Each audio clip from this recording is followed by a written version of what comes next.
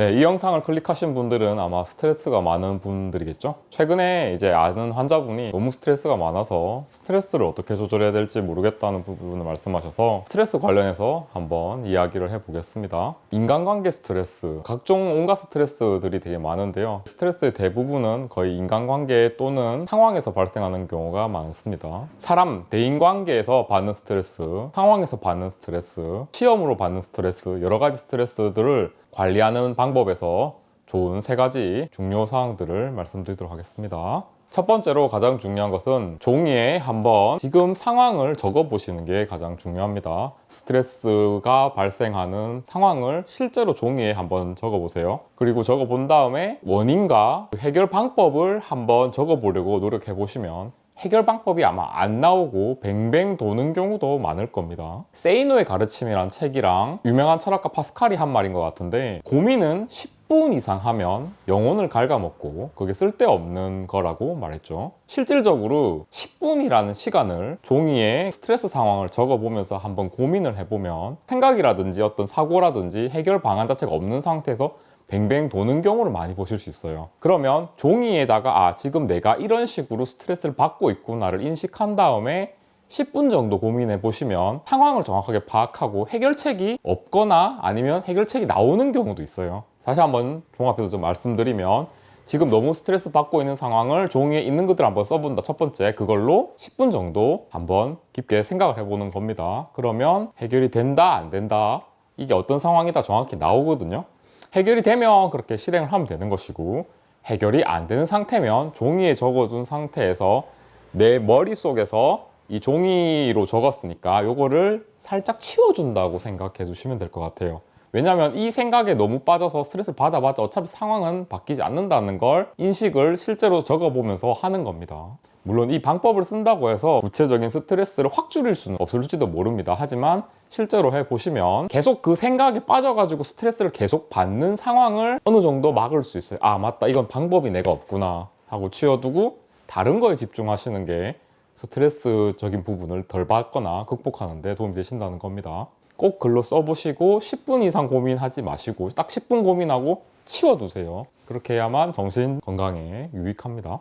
두 번째는요, 대인관계에서 가장 중요한 건데, 인간관계는 누구나한테도 힘든 부분이 있을 겁니다. 하지만 인간관계에서 가장 중요한 것은, 특히 대인관계에 자신 없거나 대인관계에서 스트레스를 가장 많이 받으시는 분 중 가장 중요한 점은, 예를 들어서 상사라든지 친구라든지 직장 동료라든지 관계에서 처음 관계가 시작되거나 초창기에 이 사람들과 좀 더 친해지고 싶거나 관계를 좋게 만들기 위해서 억지로 뭔가를 하려고 하시는 경우가 되게 많아요. 근데 거기서 이제 관계가 틀어지거나 내가 뭔가 노력을 했는데도 잘 안 되는 부분에 스트레스를 받으시는 경우가 되게 많거든요. 인간관계에서는 특히 남을 바꿀 수도 없고 남과의 관계를 억지로 좋게도 만들기도 쉽지 않기 때문에 자연스럽게 친해지거나 자연스럽게 관계를 형성하는 게 가장 좋습니다. 그러니까 너무 스트레스를 받으시면서 이 사람 관계가 어떤 목표로 돼야 된다거나 목표의식을 관계에서 너무 세게 가지시면 절대로 그거는 인간관계에서 플러스적인 요인으로 작용하지 않습니다. 사람의 관계는 인연이란 말도 있잖아요. 이게 노력한다고 꼭 되는 건 아니니까 너무 스트레스를 받으시지 마시고 물 흘러가는 대로 자연스럽게 그 사람과의 시간이 오래되고 같은 일을 반복하시거나 사람을 대하는 데 있어서 기본적으로 공격적이거나 너무 방어적이지도 않게 자연스럽게 그 사람과 리듬을 맞추는 게 가장 중요합니다. 그 사람이 만약에 너무 특이하거나 나한테 스트레스 주는 사람이면 그것도 바뀌지 않기 때문에 대처를 크게 하려고 안 하시는 게 좋습니다. 보통의 경우는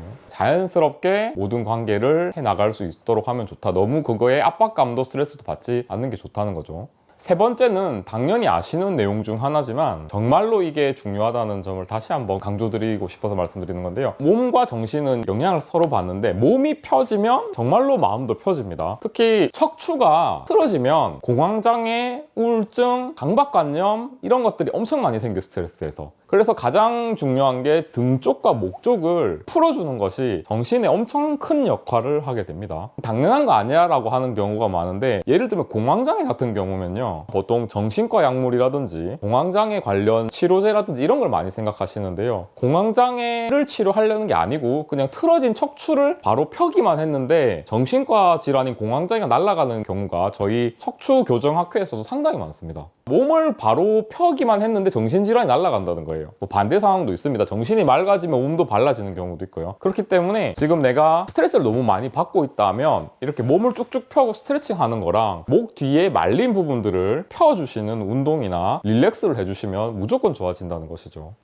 그래서 척추 건강이 정신 건강에 큰 영향을 미친다는 걸 꼭 말씀드리고 싶습니다. 네, 이렇게 일단 기본적으로 정신 스트레스를 관리하는 3가지 큰 틀에 대해서 말씀을 드렸고요. 만약에 이렇게 해도 도무지 스트레스를 억제할 수 없고 잠도 안 오고 너무 긴장 상태가 된다. 그러면 가까운 한의원이라든지 치료기관에 가셔서 긴장을 풀어주는 치료라든지 마음을 편하게 하는 약물이라든지 이런 거를 보조적으로 사용해 주시는 것도 큰 도움이 될 것 같습니다. 스트레스 받으시는 분들을 위해서 약간 주제를 정해서 얘기해 봤고요. 다음엔 좀 더 좋은 주제로 이야기하도록 하겠습니다.